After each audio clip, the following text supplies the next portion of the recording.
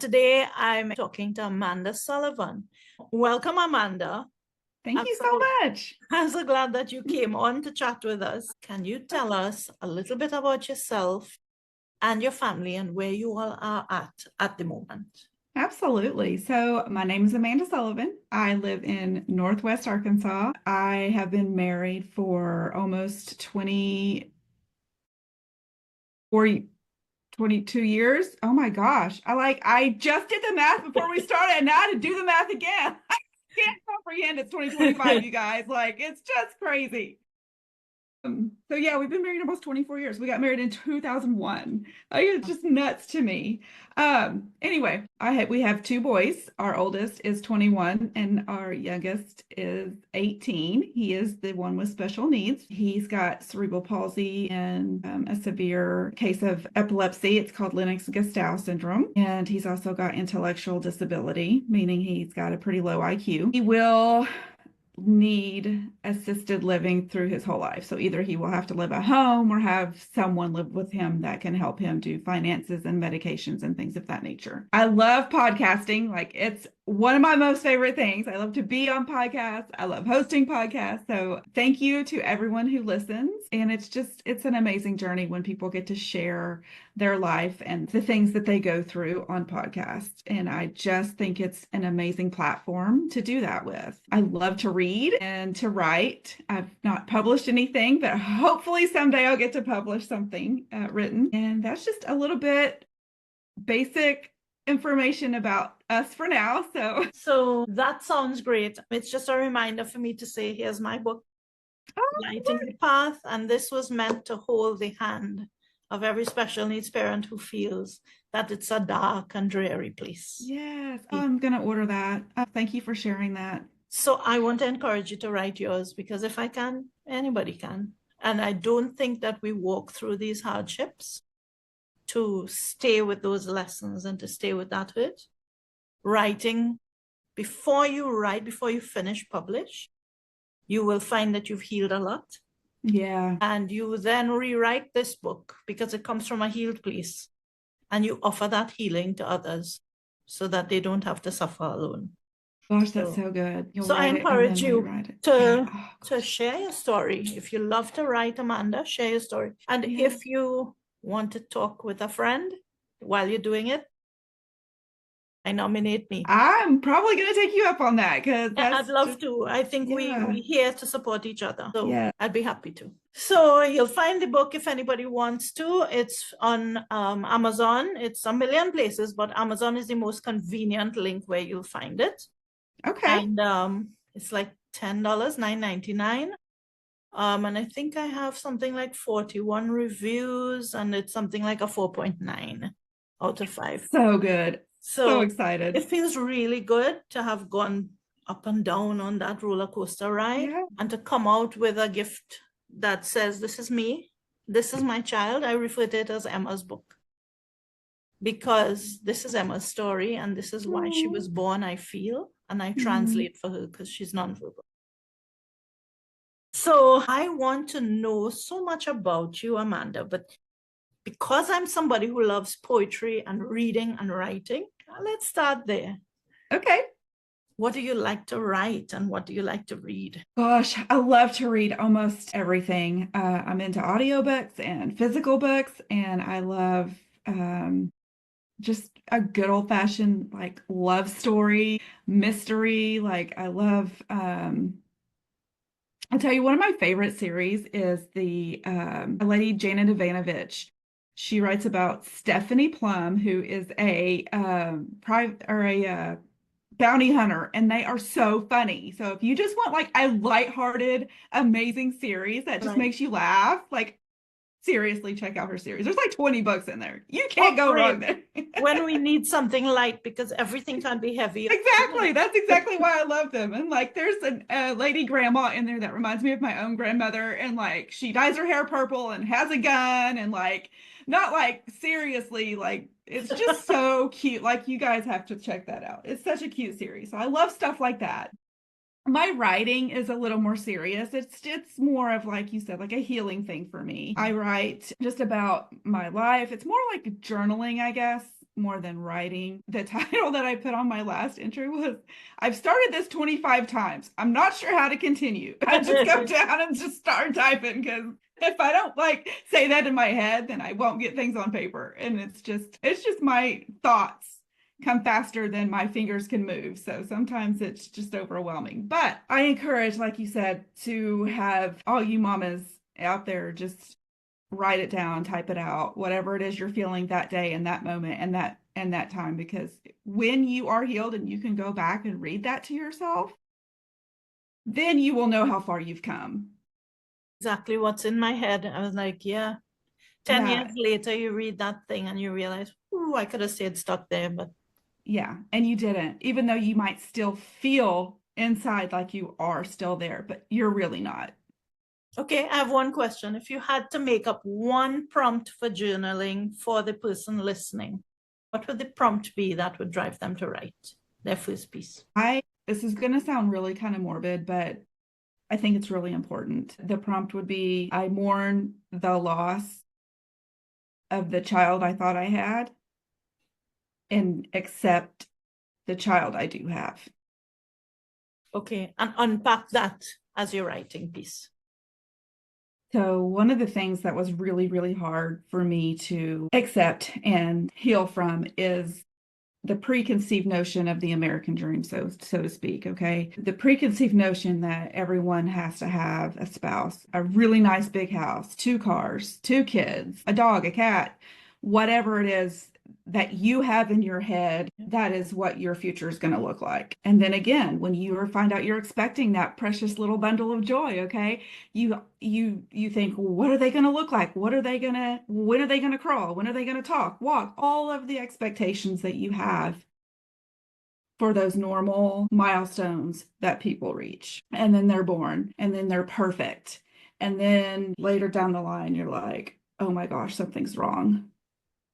And then your world, your expectations, everything you've built on this life comes crashing down, and you fall into a pit of despair, and you fall into a pit of depression because you don't know where to go. You have no idea what to do from that point on.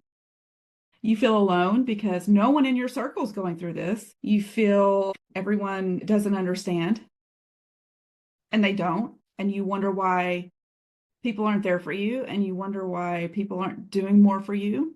And it's because they don't know how, and they don't know what to do or how to say it or what to say. And so you have this new view of what your life will be and who your child is going to maybe be or maybe not be.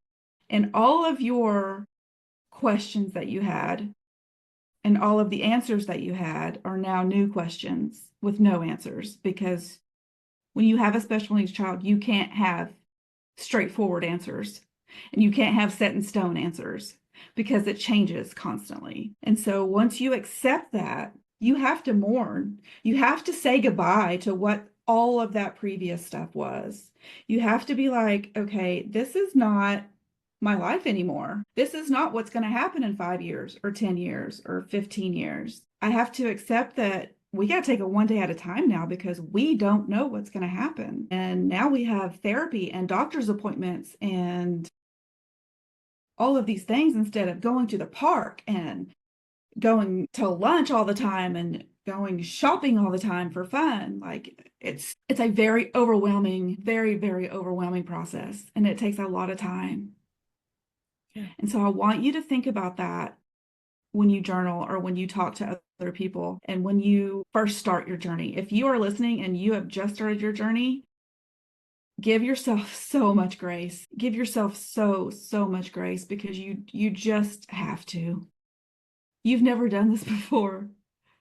This is not something anyone can tell you like what to do. There's no guidebook of what to expect in the first 1 to 5 years of a special needs child, because they are all so different with their diagnoses. What's your advice if I'm following somebody else who's a special needs parent on social media, and they are always upbeat about their child, and they always tell me, don't forget to be joyful about this journey.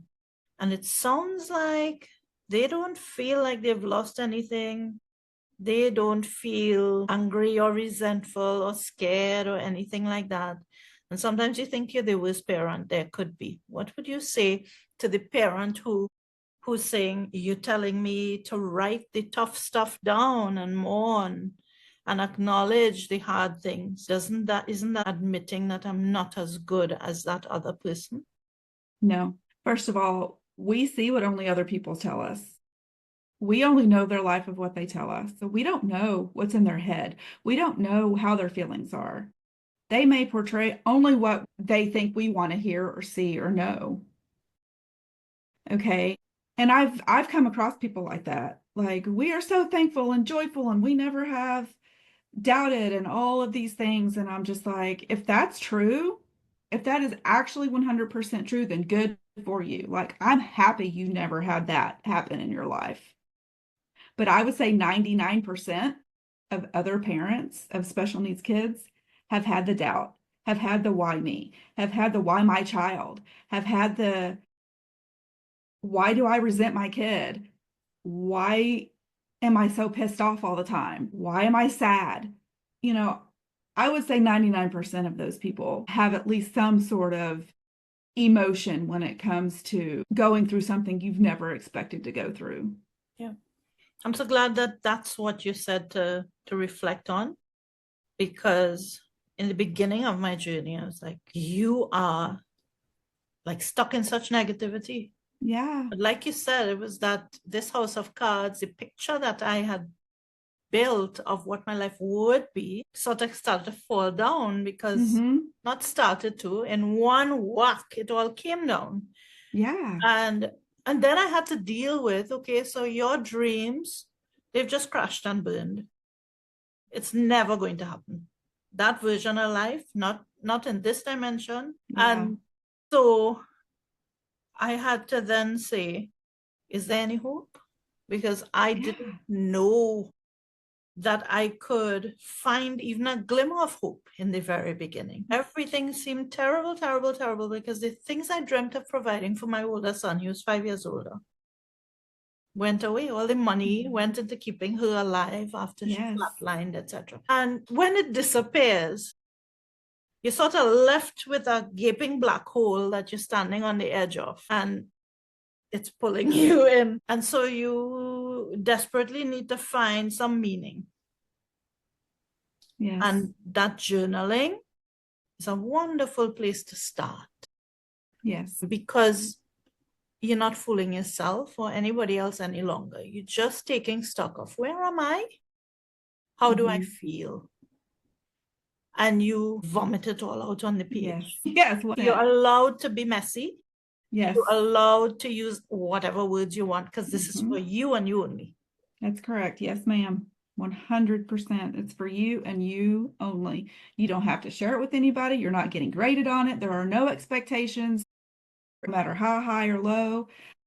You can write. I remember one time my journal entry was FU world, and that's it for the day. And I was like, and because that's how I felt at that moment in time. I'm somebody who doesn't curse a whole lot, but I think I was 9 years into the journey. I'm about 12 years in now. About 9 or 10 years into the journey, I just opened this book, and that day it was rage. It was rage that was just bubbling up and bubbling up and bubbling up. And I had to put the pen down, because I write to figure out how I feel. I write to discover what I think and to discover what I feel. Because when you're busy, your mind isn't slow enough to know. Yes. Or to express your heart, I think. Yes. That's what happens for me anyway. And I think I wrote 2 pages just of F. And I was flabbergasted by the vitriol, by the poison that was just coming out of me, because sometimes we want to show the world a nicer version than what we feel. Oh, yeah. And if we don't let it out, then we keep the poison in, and it actually does us a lot of bad.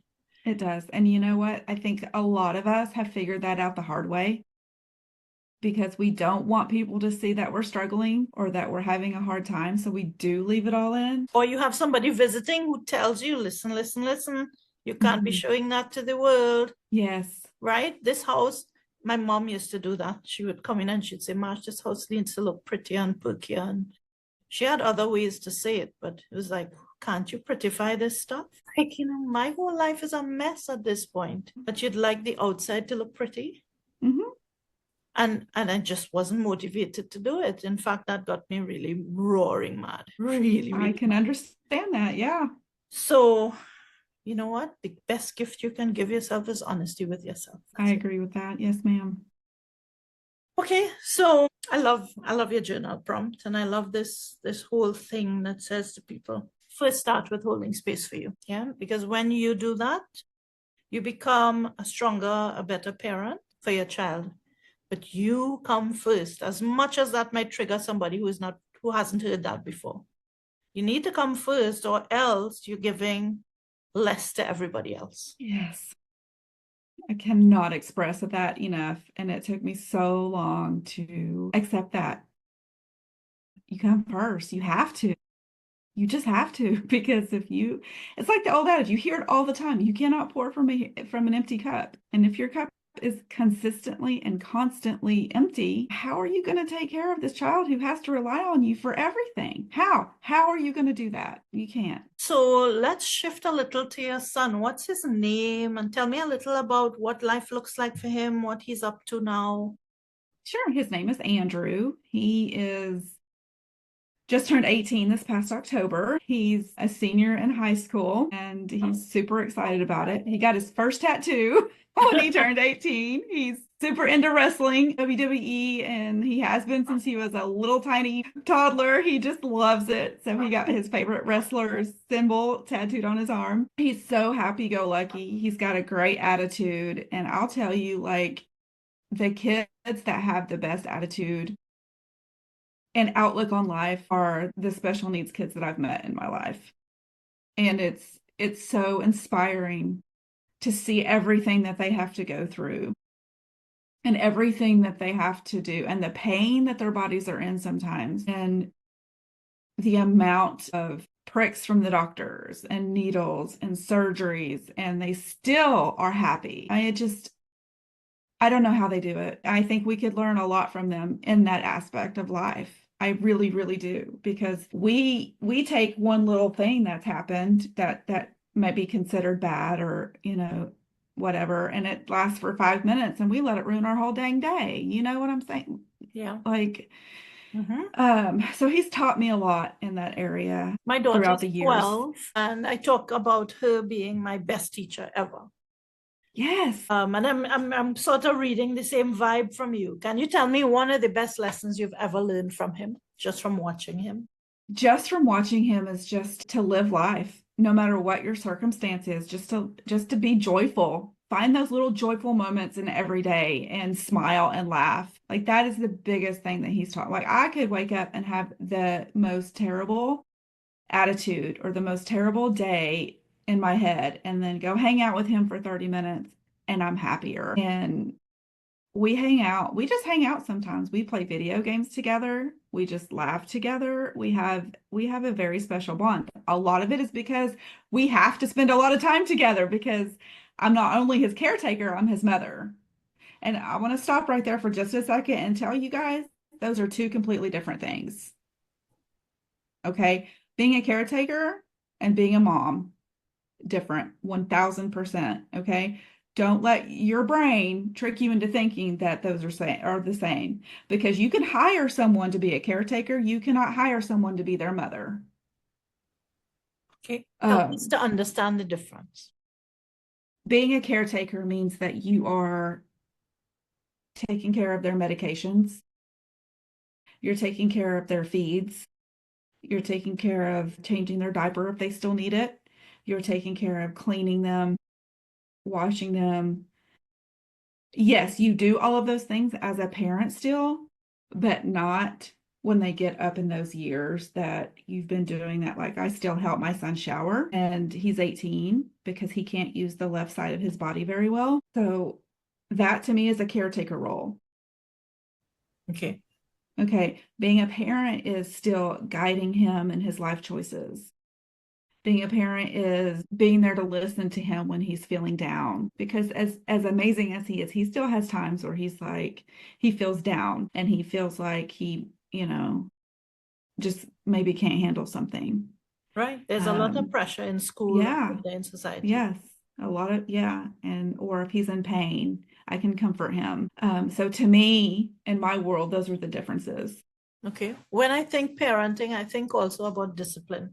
Now, when we Yes. see our child having a tough life, how do you discipline when you already know your child has been suffering so much? That's a really good question and something I've not been very good at. My husband and I have had this disagreement a lot over the years because I'm the protector. Like I want to protect my children, Yeah. and he is much more the disciplinarian. Like they're boys, they need to learn this lesson and that lesson. Yeah. They're like Black and white. Here's what we need to do as a consequence. Yes, exactly. And so that part has been a little bit hard for me because I now, don't get me wrong. I do not let him like disrespect me, or when he's having when we're having fun together and he crosses the line, like he gets told, hey, we're having fun, but that's not appropriate. Back up. Let's think about it. I don't allow that. But, when he does something that really requires a punishment, which does not happen very often, but when it does, I really have to talk to my husband about it because I don't really know what to do. I'm like, I don't know. Yeah. Do you think that does he play you a little bit? Like I know mommy's heart is Oh, soft and I know yeah. exactly how to navigate her. Oh, yeah. Little manipulator. Okay. Can't, I say he doesn't use his left arm real well, right? Right. So I had told him to do a chore one day. Like he doesn't do a lot of chores. And depending on his seizure activity is if he does them or not. But one day it's like, Andrew, you need to sweep the floor. Like that's one of his continuing chores, that and unloading the dishwasher. And he goes, I can't. My left arm, it hurts and it just doesn't work well. Nice try, buddy. Yeah, well, that's par for the course. And there must be a side of you that feels so proud that your child is. This is what Andrew said. If I can't, I want to like punish him or be proud of him. Every time you're like, that's not okay. Yeah, I could see myself doing that.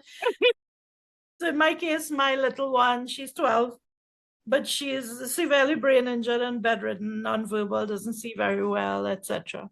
And I remember she was just not eating one day because she also used to be tube fed. So we've been working on getting her to eat, etc. And she wasn't eating. And I was like, come on, Emmy. Like, so I changed the voice and I was like, come on, Emmy, you need to eat. That was like the biggest rough talk I ever did with her, right?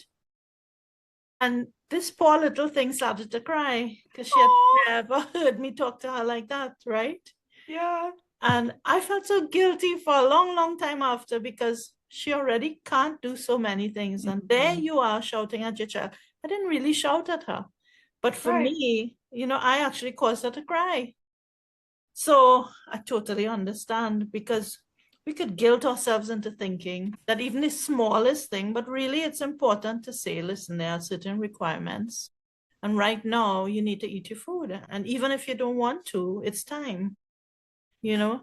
So I understand, but I think sometimes it's self-management. We have to figure out how to manage ourselves in that discipline or staring because it's not something they always want to do, I guess. Yeah. Yeah. You're right. I'd love to know a little bit about how your older son was affected by having a special needs sibling, and how the whole family dynamic might have been affected. That's something that I don't feel like is talked about enough in our world is how siblings are affected by having a special needs child or sibling in the family because I remember one summer, it was when Andrew was really sick. He was having drop seizures. He would have 20, 30 a day. He would just drop to the ground. And there wasn't a time when we could go to the bathroom without him having a seizure. It was awful. And my husband and I were working opposite. I was working at that time. We would work opposite shifts, so we didn't have to rely on childcare, things of that nature. And then we were home one day. We were both home one day, and his brother was like, "Can I go ride my bike?"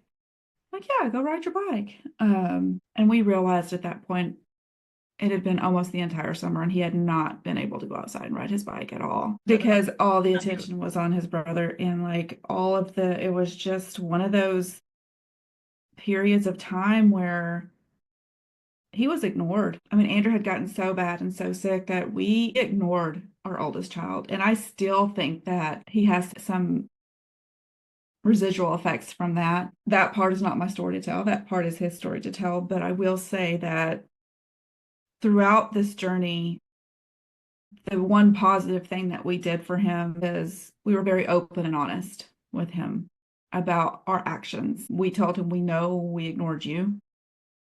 We apologized for it, because even though it's not our fault, it's still like he doesn't understand, like he just didn't get it. And then he had some anger issues towards his brother. We should have gotten some family counseling. If you guys are listening and you have the means, get family counseling. We should have. We didn't. And that's one of the things that we regret doing or not doing.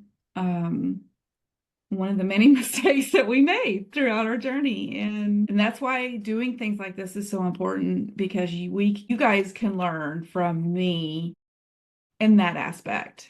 Okay, yeah. Now that my kids are older, now that we can look back and see some of the things that we did or didn't do, and can tell you guys going through it right now, you don't see what's right in front of you often. Okay, we didn't realize at the time how important family counseling would have been. And now we look back and be like, oh crap, how did we survive that? How did we make it through that period of time? And it was so painful. Amanda, first, let me say, I wanted to reach through the screen and just hold your hand while you were recounting that. It reflected much the same as my experience. But if you are with a group of people and you all are interacting, and I take a drum and I start to bang on it, and then after I bang on it for 20 minutes, I ask you the details of what was going on in the group, would you know? No, because naturally, we attend to the thing that makes the most noise. Correct, yes. Right? So while we, and I'm saying we because it's not you only, while we attend to the thing that's most critical and acute and painful and noisy in our life, which is our special needs child's needs, because they can't help themselves. Correct, yes. There is no fault that you've committed, because you only have one of you. Yes. And you're doing the very best you can in the moment. And you did not set out to hurt your older child. You did not say, I'm going to ignore him. You didn't. But you yourself were in survival mode. Yeah. And you said earlier, give yourself grace. And that's something we need to do, even with the memories that we're looking back on and judging ourselves on. It's give ourselves grace, because the same is my situation. My son was 5 when Em was brain injured, when she flatlined, became brain injured, vegetative, all the other things. And on top of that, some doctor did a chemical burn on her tummy after she was hurt. I brought her back to my house and had to clean that burn every day around the site where we fed her with a tube. And I had to tube feed her every 2 hours. And I had to do a million other things. And while you're doing all of that, there's a 5-year-old in the other room.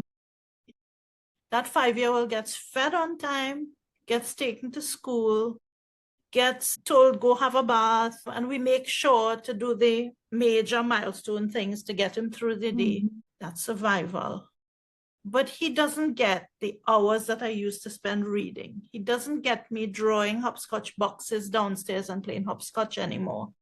He doesn't get us going on visits to all over the place anymore. Doesn't get us talking about his dreams anymore. Because at that point in time, the only dream that mattered is keeping his sister alive. And if somebody wants to be judgmental about that, that's not my business. Let me put it that way. Yeah, you're right. So I had an aunt who came and told me, sat in my porch and said, Marcia, it's your fault that your child is brain injured. because you chose that hospital. And I mean, when you have people piling dirt on you and somebody comes and jumps on top of the dirt, it just makes it that much harder, right? It's only long after that I felt really, really angry about that. And then after that, I said, you know, Marsh, do you deserve to be harping over this thing and letting it hurt you again and again and again? And the answer is no.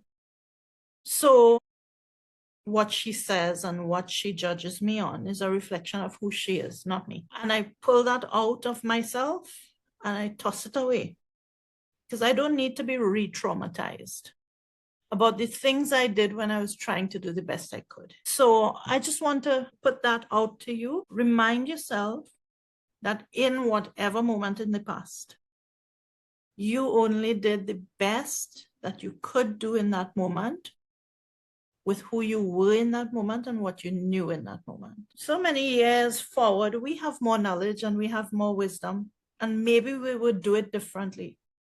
But we did the best we could then. And the other thing I remind myself is, I'm an adult who comes with lots of traumas from my younger years. I can sit here and blame those people who put those traumas on me, or I can recognize that I get to process those traumas now and free myself of them because I'm the adult. And that means that your son may have been hurt, your older son may have been hurt, but he's an adult now and he gets to heal himself. He's not trapped in that trauma forever. You're right, he's not. I didn't think about it that way. So I hope that Thank you for helps that. because that's what I've been telling myself, you know, to help me with the things I didn't do and the things I wasn't enough of for my son. Yeah. That just hit me like, wow, thank you for that. That's, yeah. But I know, I mean, I've just met you, but I already know your son knows you love him, your older son. Yeah. So nothing else is going to hurt him so much that he can't come back because mom's love was never something he had to wonder about.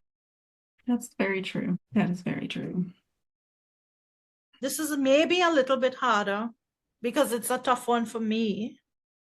What about your marriage? How did this journey impact on a love relationship or a marriage? Oh, that was so hard. I had talked to a friend a few weeks ago, and her son has a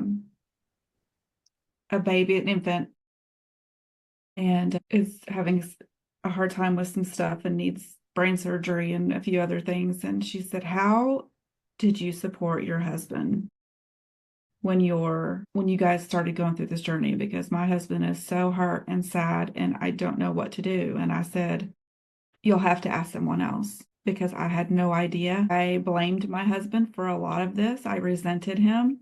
Our relationship suffered a lot. I was not a very good partner to him for a while, and vice versa. Like, he was the same way towards me. Like, we blamed each other. And sometimes I think we're together because we're both just so dang stubborn. We didn't want to give up. Love was never the issue with us. Like, we always have deeply, deeply loved each other. And, but we had no idea how to handle this together as a couple or even individually as people. So our marriage suffered a lot. There were several times we almost broke up because I thought, if I'm going to resent him this much, I can't keep doing that to him. I can't keep blaming him for something that's not his fault. I can't keep doing that. I have to be separate and figure out how to heal that part of myself so I can actually be a good wife. We went to marriage counseling a couple times. It's been a very difficult journey for our marriage. I am not I didn't grow up religious, and I didn't grow up having that be a part of my life. So I didn't, but where I live, a lot of people are. That's what they fall back on, and that's what they do. Just pray about it, just pray about it. And I'm just that's not that. Doesn't it's not to resonate say with that you. I don't believe. I don't do organized religion. That's not who I am. That's not. And I tried that part, and it just didn't fit with me. And there were so many times that I really, really envied people who could get through so many things by leaning on their religion and their God. Like, I did envy them so much, but it just didn't resonate with you. It did not resonate with me. And yeah, there's a lot to heal from. And there's a lot to heal from still within our marriage from going through this. And because of Andrew and how he needs care throughout his whole life, he's either going to have to live with us or an assisted living facility or a combination of the two. Like, we're still figuring all this out. It will never be just us two making plans. He'll always have to be a part of those plans. And that's hard on a marriage. It just is. And then when you think about date nights and things that quote unquote normal couples get to do because, hey, their kid is 18, they can be left alone. Well, our kid can't be left alone. We have to find someone to care for him if we want to do a date night. And that's also difficult because there's not that many people that know how to take care of all of his needs. So yeah, don't give up on your marriage, but also it's okay to realize that stuff's hard on a marriage. Yeah. So there isn't one way to deal. You're not right or you're not wrong if you're having challenges or if you're navigating it well. It just is what it is. And you take it one day at a time is how I feel. Yeah. I described Sean and I as two ships passing in the night. He'd go in to see about them in the bed. I'd come out and I'd go to work or I'd say about cooking something or I'd go in and he'd go to wash the clothes, right? So when did we get to meet? We'd meet in the corridor and say, okay, I just gave her seizure meds. I just gave her this. I just gave her this. And he'd say, okay, so what should I do now? I should feed her this. And that's what we met and that's what we talked about. Our entire existence revolved around what the children needed. If we needed to go to the grocery, did we need to put gas in the car? Okay, what's your schedule like at work? And really bare bone stuff because we didn't have time to even talk details. Yeah, same with us. Yeah, it was if we texted each other, it was Andrew had another seizure, or I gave him his meds. Can you do this when you get home? Several years into our time with them, several years in, we had our first date. We went somewhere together. Maybe 6, 7 years in. And we sat across from each other and we talked about, I wonder how she's going. I wonder if she's okay. I wonder if she's seizing. We had never been apart from her. We were living with fear that she'd have a seizure while we weren't there. And would the person know what to do? Is she eating with them? Because she's not used to anybody else caring for her. Everything, right? Is she having a meltdown? Is she bleeding right now? Is she? And we looked at each other and we laughed and we said, well, this is what we do at home. And here we are sitting across from each other on this date, but we're doing the same thing. And doing the same thing. Yep. We've been right there. We've done the same thing. So like you said, there it comes again. Give yourself grace. One step at a time. We don't go from never doing it to having the perfect date. New Year's Eve, which we call Old Year's Day here in Trinidad. New Year's Eve night, Sean came, sat on the side of the bed because I was marking papers. And he says, Marsh, I want more out of our relationship. I feel like I don't get meaningful connection in this relationship.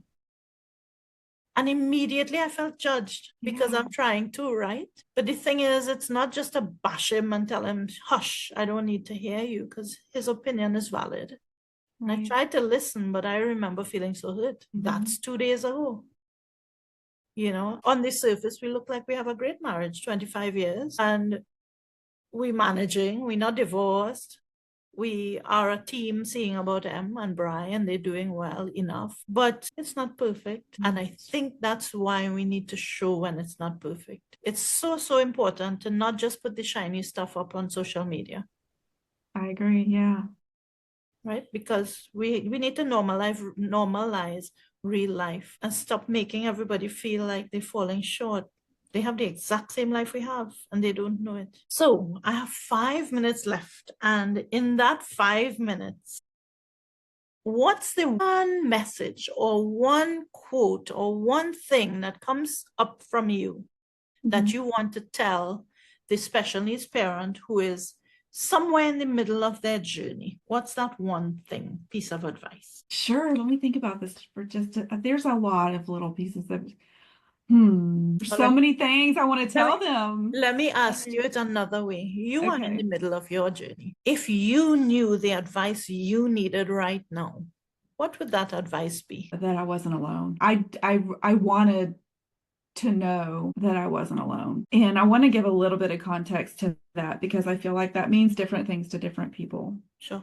Growing up, I had two sisters and a brother. There were four of us total. We were all healthy.